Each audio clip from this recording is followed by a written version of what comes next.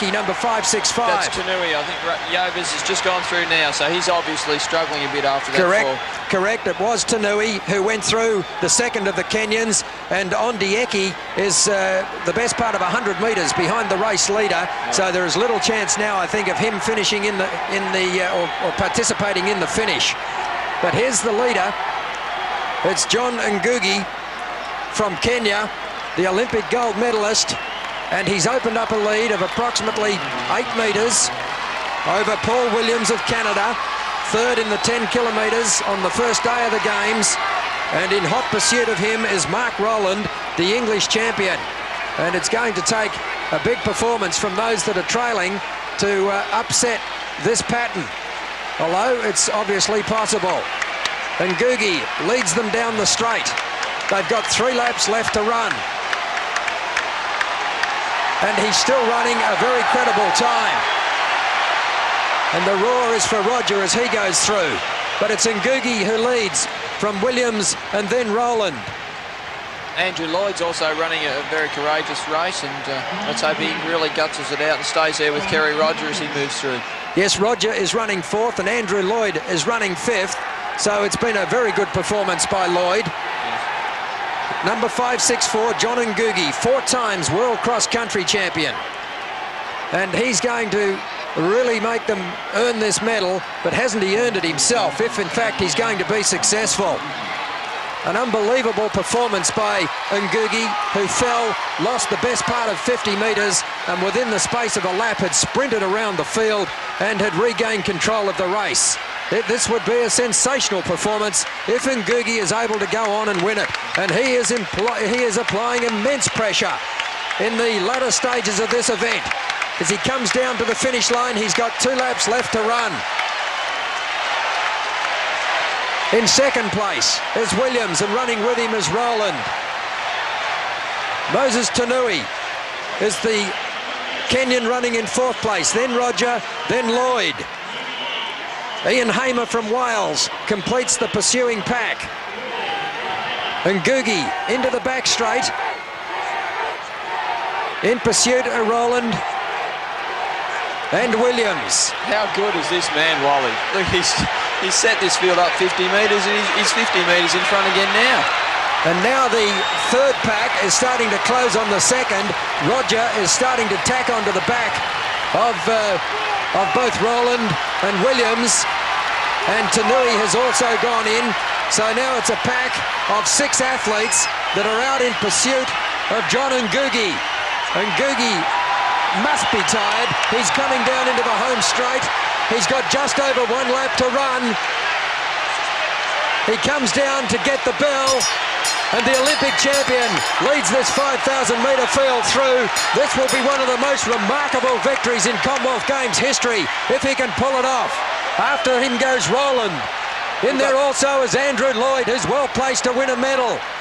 Kerry Roger is there from New Zealand. This is great. Andrew Lloyd, as I know, has got a lot of speed. These guys are quick 1,500-metre runners, but Lloyd is there with a real chance. Hamer's there from Wales, Roger from New Zealand, and now Tanui breaks away from that bunch, and Hamer goes with him. Hamer, in fact, has passed Tanui. Lloyd's going also, and they're closing rapidly on the race leader, John Ngugi. It's Ngugi. Lloyd is running brilliantly. Hamer is in second place. Lloyd is third. Ngugi is tiring badly. Ngugi has a look around. The gap has narrowed to about 6 or 7 metres. Lloyd takes off after Hamer and passes him. And now Andrew Lloyd takes off after the Olympic champion. Lloyd is bearing down on top of Ngugi. Ngugi digs deep, but he's got no more. And Andrew Lloyd wins the gold medal for Australia. Andrew Lloyd, whose performances in major events has been questioned previously, has stolen the 5,000 metres from the Olympic champion, John Ngugi. The bronze medal has gone to Ian Hamer of Wales. What a sensational performance from Andrew Lloyd. Unbelievable. He is the winner of the 5,000 metres gold medal, but let's just spare a moment for the man who has finished second, John Ngugi, who fell in the early stages of the race, who clambered back to his feet, who raced around the field in the ensuing lap to regain the lead and control of the event, and who has been beaten in the run to the line. Here's the concluding stages again, and Googie led by about 10 metres at the top of the straight, but Andrew Lloyd with blistering speed in the last 50 metres, the last 75 metres, has gone past Hamer, and then he's gone past Ngugi, and he has claimed the gold medal. The biggest moment in Andrew Lloyd's career, without question. Well, a magnificent performance by Andrew Lloyd. It's Hamer in the middle of the two, and Ngugi still leading at this stage.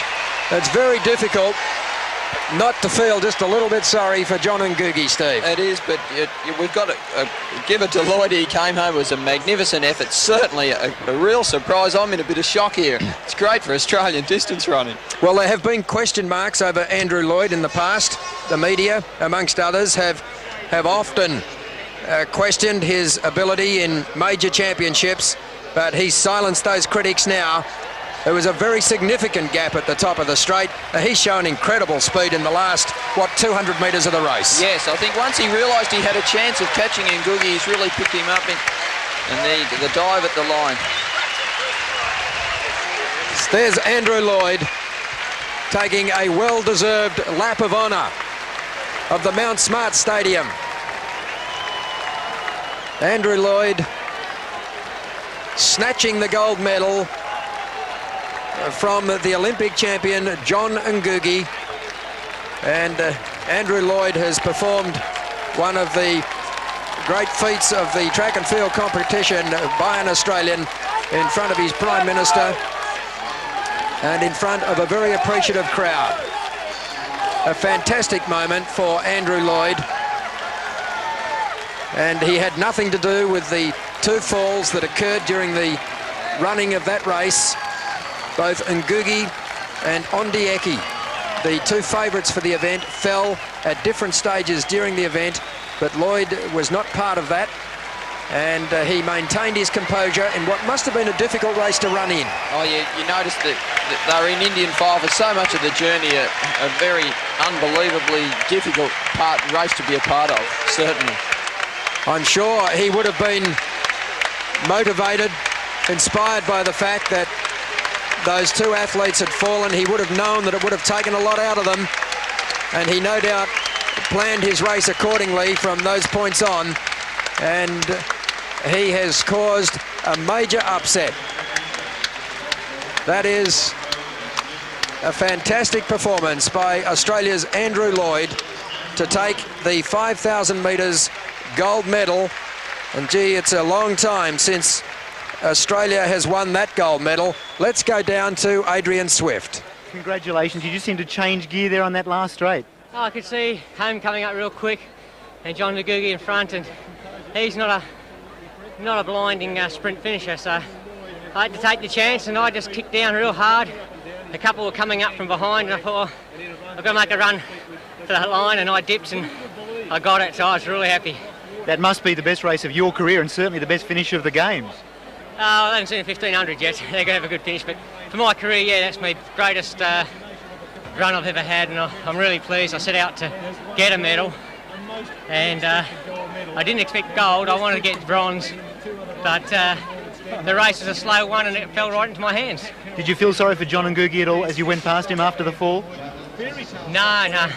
Part of the game, isn't it? During the heats I was spiked very badly in my legs, so part and parcel of it. Congratulations, a great run, Andrew. Thank you. Back to you, Wally.